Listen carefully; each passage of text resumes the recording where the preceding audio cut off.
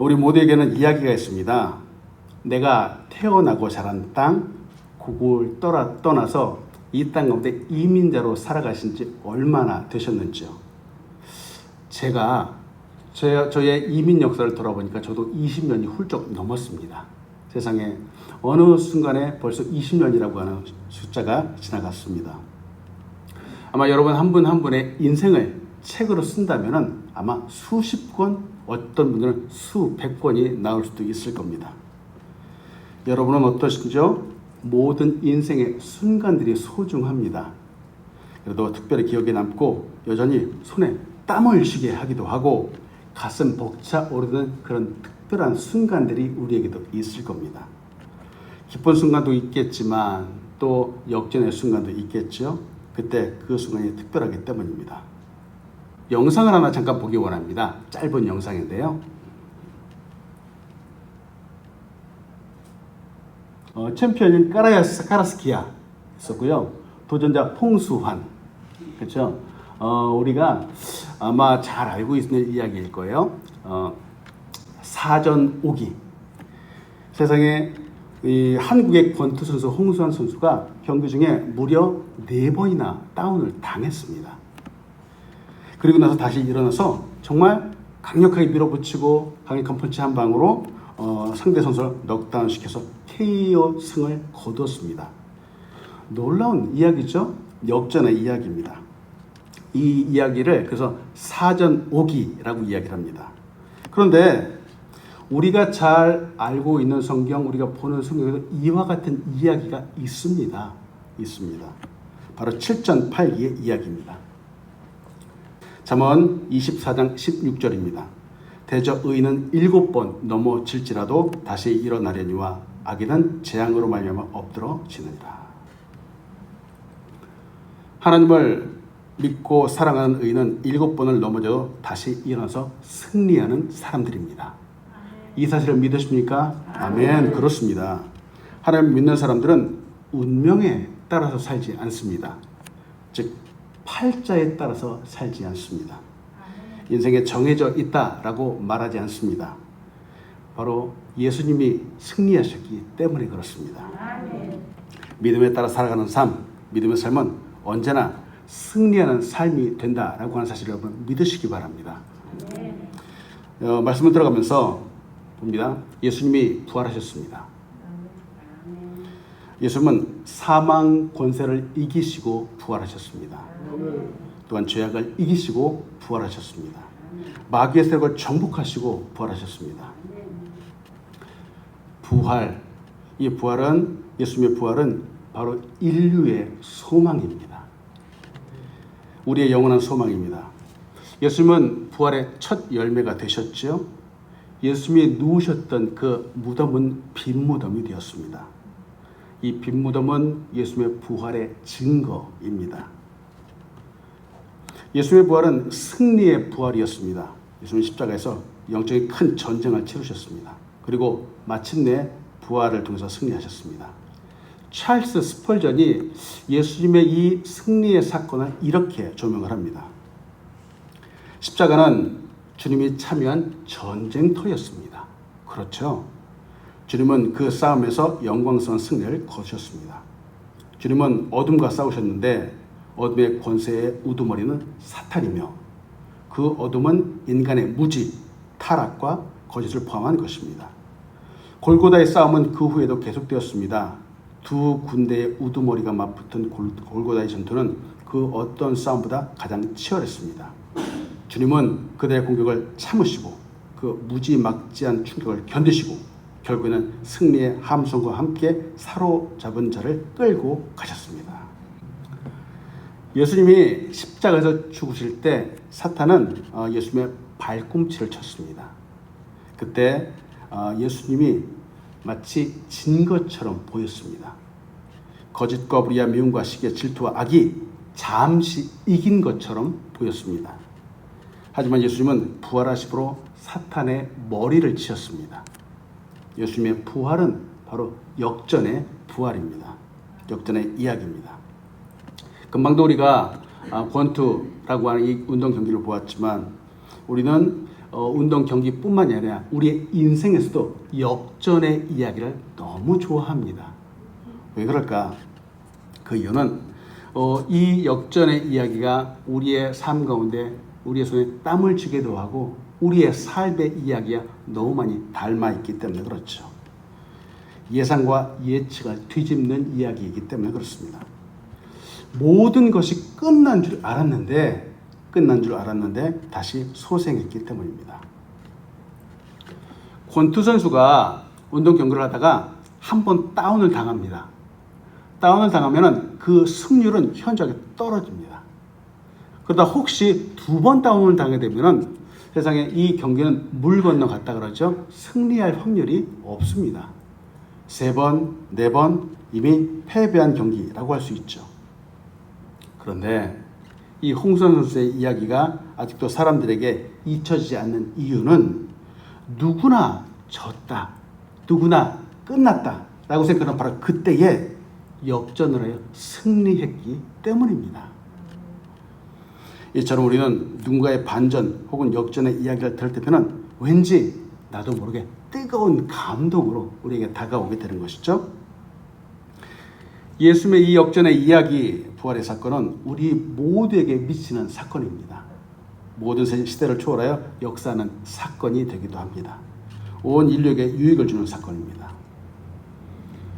예수님이 십자가에 죽으셨습니다. 사람이 죽을 때 모든 소망이 끝납니다. 그리고 더 이상 꿈꿀 수 없습니다. 그런데 부활했습니다. 살아나셨습니다. 반전의 새로운 역사가 이루어졌습니다. 승리하게 된 거죠. 승리를 했는데 과연 어떤 승리일까? 단지 죽음에서 일어났다라는 것이 아니라 이 부활 사건에 담겨 있는 그 의미를 오늘 여러분과 같이 나누기 원합니다. 그 첫 번째가 부활은 말씀의 승리입니다. 말씀의 승리. 예수님의 부활은 말씀의 성취였습니다. 예수님은 말씀의 본체이시죠. 예수님이 곧 말씀이십니다. 우리가 잘 알고 있는 요한복음 1장 1절은 이렇게 말하죠. 태초에 말씀이 계시니라. 이 말씀이 하나님과 함께 계셨으니 이 말씀은 곧 하나님이시니라. 말씀이 하나님과 함께 계셨고 이 말씀이 하나님이시라고 합니다. 이 말씀은 예수 그리스도입니다. 그런데 말씀이신 예수 그리스도께서 십자가에서 죽으셨습니다. 그러나 말씀이신 예수님이 다시 살아나셨습니다. 부활하셨습니다. 즉 성경대로 죽으시고 성경대로 부활하셨죠. 고린도전서 15장 3절로 4절입니다. 내가 받은 것을 먼저 너에게 전하노니 이는 성경대로 그리스도께서 우리 죄를 위하여 죽으시고 장사 지낸 바 되셨다가 성경대로 사흘 만에 다시 살아나사라고 말합니다. 말씀하신 예수님, 말씀이신 예수님은 철저히 말씀을 따라 사셨죠. 따라 사셨고 예수님은 말씀에 따라 태어나셨고 말씀을 따라 사시고 말씀을 따라서 죽으셨습니다. 그리고 말씀을 따라서 부활하셨습니다.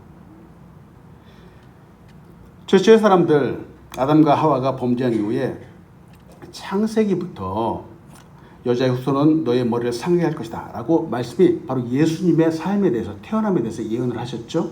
그 인생에 대해서 예언을 하셨습니다. 그리고 이사야서 7장에서는 처녀가 잉태하여 아들을 낳을 것이다 라고 그 이름을 임마누엘이라 하라 하고 말씀하셨습니다. 그 말씀대로 누가복음에서는 사복음서에서는 마리아라고 하는 여자가 결혼을 하기 전에 성령으로 잉태되는 놀라운 기적과 같은 사건이 있습니다. 그리고 공생애를 시작하시는 30세부터 하시는 그 모든 일들이 말씀 하나에 따라서 그 말씀을 성취하시고 이루어 가시는 삶을 사셨습니다.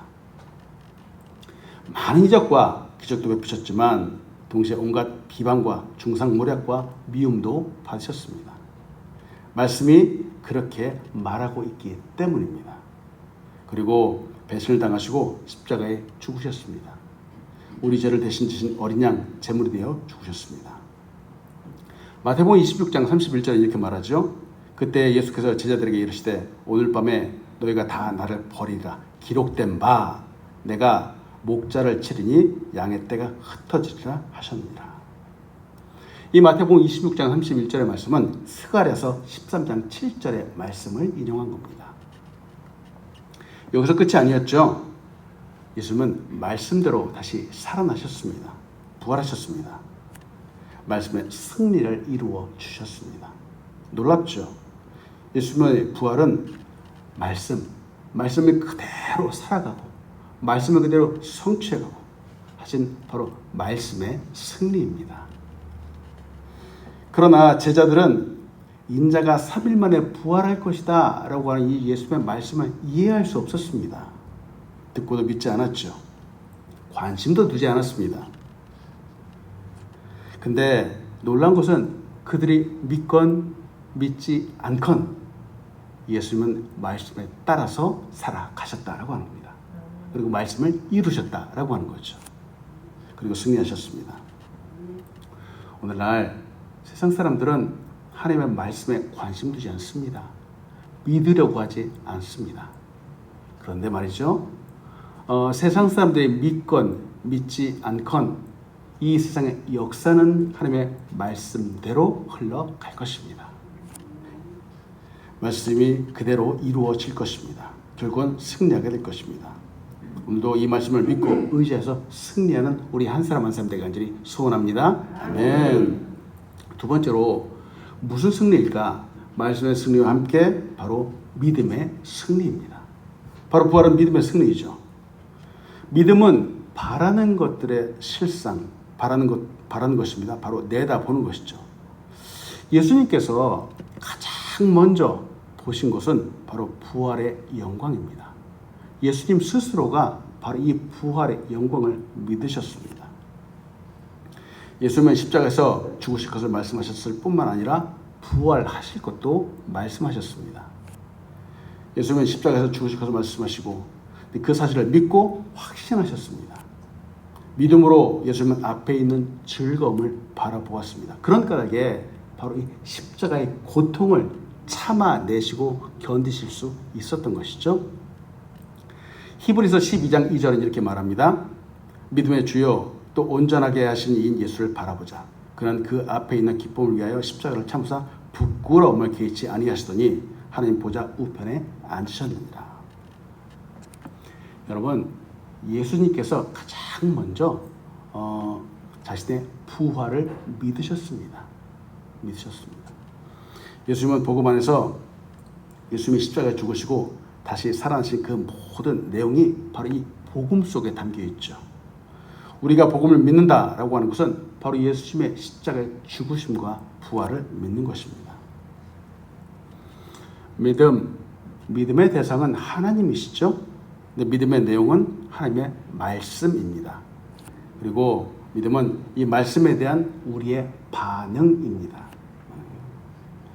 믿음이 있는 사람은 말씀을 믿고 그 말씀에 순종하고 그 말씀을 확신하며 살아갑니다.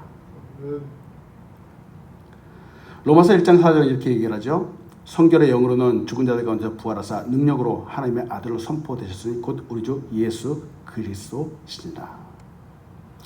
예수님의 십자가, 예수님의 죽으심, 예수님의 부활하심, 이것이 바로 복음의 핵심입니다.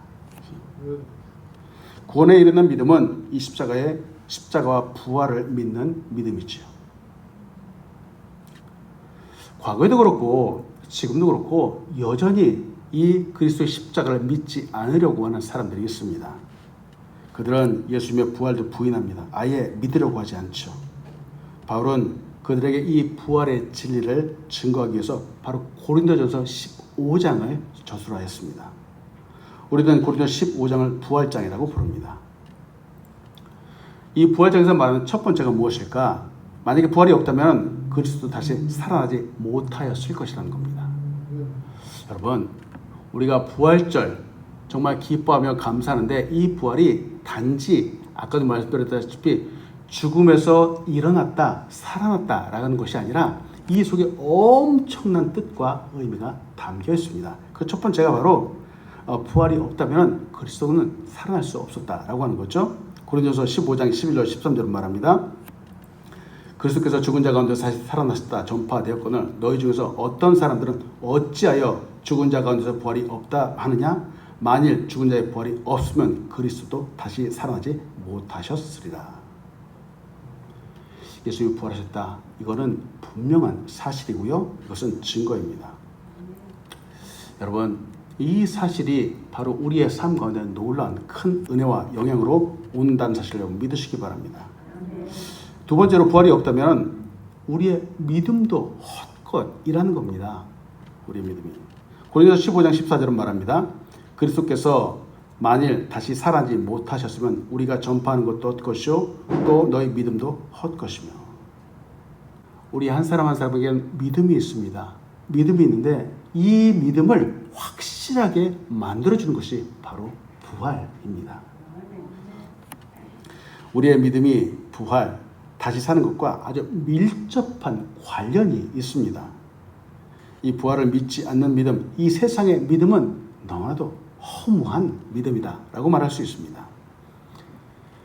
우리가 잘 알고 있죠? 세상의 믿음은 조건부 믿음입니다. 내가 이것을 이렇게 해주면 너는 이것을 이렇게 해줘 라고는 조건부죠. 그것에 따라서 많은 사람들의 관계가 형성되기도 합니다. 그러나 하나님이 우리에게 주신 이 놀라운 사랑, 예수 그리스도의 이 부활은 그렇지 않습니다. 세 번째로 부활이 없다면 우리는 거짓 증인이 될 수밖에 없습니다. 고린도서 15장 15절은 말합니다. 또 우리가 하나님의 거짓 증인으로 발견되리니 우리가 하나님이 그리스도를 다시 살렸다고 증언하였습니다. 만일 죽은 자가 다시 살아난 일이 없으면 하나님이 그리스도를 다시 살리지 아니하셨으리라. 부활이 없다면 우리는 무엇의 증인인지요? 예수 그리스도의 증인? 아니요. 거짓 증인 될 수밖에 없는 거죠. 성경은 이를 분명히 말하고 있습니다. 네 번째로 부활이 없다면 우리는 여전히 죄 가운데 있게 된다라고 하는 거죠. 고린도서 15장 17절은 말합니다. 그리스도께서 다시 살아나신 일이 없으면 너희의 믿음도 헛되고 너희가 여전히 죄 가운데 있을 것이요. 세상에 부활이 엄청나게 큰 영향력을 주고 있다라고 하는 겁니다. 단지 죽음에서 일어난 것이 아닙니다. 부활이 없다면 우리는 아무리 믿어도 소용이 없습니다. 죄 가운데 있게 됩니다. 다섯 번째로 부활이 없다면 모든 사람 가운데서 우리가 정말 불쌍한 사람이라는 겁니다. 불쌍한 사람이죠. 주일날 왜 예배하러 오셨습니까? 바로 예수 그리스도의 부활을 믿기 때문에 우리가 이것을 온 겁니다. 다시 살아나신 예수 그리스도의 이름을 높이기 위해서 온 것입니다. 고린도서 15장 19절에 이렇게 말하죠. 만일 그리스도 안에서 우리가 바라는 것이 다만 이 세상 산뿐이면 모든 사람 가운데 우리가 더욱 불쌍한 자이니라. 부활하신 예수 그리스도, 하나님이신 예수 그리스도를 우리가 찬양하며 믿고 나아갑니다. 때문에 우리는 우리의 삶은, 우리 믿는 사람들의 삶은 결코 불쌍한 삶이 아닙니다. 복되고 아름다운 삶이라는 사실을 여러분 믿으시기 바랍니다. 아멘. 그렇습니다. 여섯 번째, 부활의 첫 열매가 되신 예수님을 따라서 우리도 부활하게 됩니다. 놀랍습니다. 고린도서 15장 20절로 21절은 이렇게 말하죠. 그러나 이제 그리스도께서 죽은 자 가운데 다시 살아나사 잠자는 자 첫 열매가 되셨도다. 사망이 한 사람으로 말미암았으니 죽은 자의 부활도 한 사람으로 말미암도다. 예수님께서 부활하신 것처럼 우리도 주님이 오시는 그때에 부활하게 될 것입니다. 이 사실을 믿으십니까? 아멘. 그렇습니다. 바로 예수님의 이 증거의 첫 열매가 되신 것이죠. 우리도 주님 따라서 부활을 하게 됩니다. 그리고 끝으로 일곱 번째, 부활이 있기 때문에 우리의 수고가 상을 받게 됩니다. 우리의 섬기는 하나하나, 우리의 노력하는 수고 하나하나, 예배하고 기도하고 이 찬양하는 이 모든 하나하나가 결코 헛되지 않습니다. 고린도서 15장 58절에 이렇게 말하죠. 그러므로 내 사랑하는 형제들아, 견실하며 흔들리지 말고 항상 주의 일에 더욱 힘쓰는 자들이 되라. 이는 너희 수고가 주 안에서 헛되지 않은 줄 알미라. 아멘. 우리의 수고 하나하나가 헛되지 않고 정말 하나님이 일일이 다 카운트하시고 나중에 큰 상급으로 우리에게 주신다라고 하는 사실 여러분 믿으시기 바랍니다. 아멘. 질문합니다. 여러분, 여러분은 십자가에 죽으셨고 또 3일 만에 사신 예수 그리스도를 믿으십니까? 아멘. 이 예수님이 나의 구주이십니까? 아멘. 그렇다면 우리는 예수님을 믿고 의롭다함을 입은 사람들입니다. 우리는 의인입니다. 의된 우리는 오직 믿음으로 말미암아 살아갑니다. 그때 우리는 승리할 수 있습니다. 로마서 1장 17절에 이렇게 말하죠. 복음에는 하나님의 의가 나타나서 믿음으로 믿음에 이르게 하나니 기록된 바 오직 의는 믿음으로 말미암아 살리라 함과 같으니라. 아멘. 부활은 믿음의 승리입니다. 믿음의 승리. 믿음은 세상을 이기는 힘입니다. 승리하는 능력입니다. 마귀를 이기는 힘이 곧 믿음에 있습니다. 요한일서 5장 4절로 5절은 이렇게 말하죠. 무릇 하나님께로부터 난 자마다 세상을 이기느니라. 세상을 이기는 승리는 이것이니 우리의 믿음이니라. 예수께서 하나님의 아들이심을 믿는 자가 아니면 세상을 이기는 자가 누구냐. 아멘. 여러분 모두는 이미 세상을 이긴 사람들이 되셨음을 믿으시기 바랍니다. 아멘. 그렇습니다. 부활을 믿으십시오. 영원한 부활을 믿으십시오. 이 땅에 사는 동안 예수님을 믿을 때 이 모든 것이 새롭게 부활할 것이라는 사실을 여러분 믿으십시오. 그다음 세 번째, 부활은 사랑의 승리입니다. 부활이 바로 말씀의 승리이고 또 믿음의 승리이고 그리고 사랑의 승리가 되죠. 예수님이 십자가를 거부하지 않으시고 죽으신 것은 바로 사랑 때문이죠. 예수님은 사랑 때문에 십자가를 지시고 사랑 때문에 그 고초를 당하셨습니다. 예수님이 사랑하시는 대상은 바로 죄인이었습니다. 우리였습니다. 죄인들의 죄를 위해서 십자가에서 죽어주신 것이죠. 고린도서 15장 3절은 이렇게 말합니다.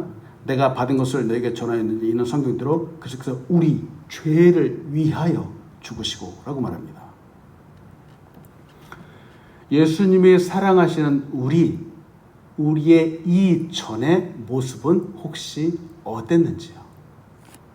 모든 면에서 완벽하고 흠도 없고 깨끗하고 정결하기 때문에 그래서 사랑을 받은 것인지요? 그렇지 않지요? 모든 것이 우리는 부족하게 짝이 없는 사람들이었습니다.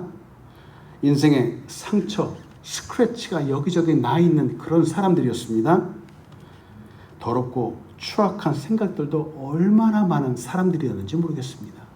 그런데 예수님이 이런 우리를 사랑하셨습니다. 하나하나 따지고 보면 정말 사랑받을 만한 존재라고 결코 불릴 수 없는 존재가 바로 우리였습니다. 연약하고 경건하지도 않고 바로 죄인이었습니다. 이런 죄인의 모습이 무엇보다도 바로 하나님과 원수되었던 모습입니다. 골로새 1장 21절로 22절은 이렇게 말하죠. 전에 악한 행실로 멀리 떠나 마음으로 원수가 되었던 너희를 이제는 그의 육체의 죽음으로 말미암아 화목하게 하사 너희를 거룩하고 흠없고 책망할 것이 없는 자로 그 앞에 세우고자 하셨으니. 아멘. 사람들의 사랑은 조건부 사랑입니다. 사랑스러운 조건을 따져가면서 서로 사랑을 하게 됐죠. 사랑의 조건이 없다라고 하면 정말 가차없이 등 돌리는 것이 우리의 사랑이기도 합니다. 때문에 사람의 사랑은 만일이라고 하는 조건이 들어가게 되죠. 그러나 예수님은 그렇지 않죠. 하나님은 그렇지 않습니다. 우리를 있는 모습 그대로 사랑해 주십니다. 때문에 하나님의 사랑은 그럼에도 불구하고의 사랑입니다. 사랑받을 만한 조건이 없는데도 불구하고 우리를 사랑하시는 사랑이죠. 바로 예수님이 이 그럼에도 불구하고 이 사랑 때문에 죽어주신 겁니다. 그리고 사랑 때문에 다시 살아나셨습니다. 사랑하는 우리를 다시 살리시기 위해서 살아나셨습니다. 사랑은 희생이죠. 때문에 부활은 바로 사랑의 승리입니다. 사랑은 모든 것을 참습니다. 모든 걸 견디고 사랑은 결코 실패하지 않습니다. 말씀하십니다. 성령의 능력으로 승리하는 우리 한 사람 한 사람 되길 간절히 소원합니다. 부활은 참 놀랍다라고 얘기를 하는데 말이죠. 생각해 보죠. 부활은 이 세상에 정해진 질서를 이기는 힘입니다. 왜 그럴까? 엄청난 능력인데 말이죠. 아담이 범죄한 이후에 이 땅에는 새로운 질서가 생겼습니다. 범죄한 인생은 반드시 죽는다라고 하는 질서입니다. 창조 이래로 아담이 범죄한 이후로 지금까지 이 정해졌던 이 질서를 거스르고 일어난 부활한 인생은 단 한 사람도 없습니다. 이것이 우리에게 정해진 질서이기 때문에 그렇습니다. 그래서 아까도 우리 권투 보았지만 홍수환수가 넘어지고 또 넘어집니다. 의인이 7번 넘어진다라고 하는 것이 괜히 명시된 것이 아닙니다. 죄악은, 죽음은 우리를 끊임없이 넘어지게 만듭니다. 그러나 예수님은 부활로 승리하셨습니다. 우리에게 정해졌던 이 질서를 예수님은 깨뜨렸습니다. 사망의 권세를 이기셨습니다. 다시 일어나셨다라고 하는 거죠. 우리가 7번 넘어졌을 때, 그래서 더 이상 일어날 힘이 없다라고 할 때 부활의 승리를 주시면서 다시 일으켜 주시는 분이 바로 우리 예수님이십니다. 우리의 싸움은 혈과 육의 싸움이 아닙니다. 바로 정사와 권세와 이 어둠의 세상 주관자들과 하늘에 있는 악한 영들과의 싸움이기도 합니다. 그러나 걱정하지 마십시오. 우리는 넉넉히 이기게 될 것입니다. 로마서 8장 37절은 말합니다. 그러나 이 모든 일에 우리를 사랑하시는 이로 말미암아 우리가 넉넉히 이기느니라. 오늘도 부활하신 예수 그리스도를 믿고 의지하여 이기는 우리가 되길 간절히 소원합니다. 우리에게는 하나님의 끝없는 사랑이 있습니다. 예수님의 십자가가 오늘도 우리에게 힘을 주게 되죠. 성령님의 도우심으로 오늘도 우리는 일어서게 될 것입니다.